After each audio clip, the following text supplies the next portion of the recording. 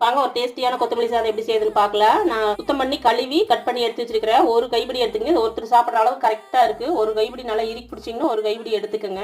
இஞ்சி 1 இன்ச் அளவு எடுத்துக்கலாம். ஒருத்தர் சாப்பிட்ற அளவுங்கிறப்போ அது கரெக்டா இருக்கு. பச்சை மிளகா 1 மட்டும் சேர்த்துக்கலாம்.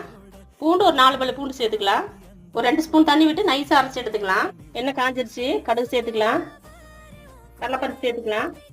ஒரு 4-5 முந்திரி சேர்த்துக்கோங்க. வரமிளகா 1 மட்டும் சேர்த்துக்கலாம். முந்திரி சார்ந்துருச்சு. வெங்காயம் சேர்த்துக்கலாம். வெங்காயம் எல்லாம் நல்லா வணங்கி வந்துருச்சு. நீ அரைச்சி வச்ச கொத்தமல்லி சேர்த்துக்கலாம். ஒரு 2 நிமிஷம் பரட்டி விடலாம்.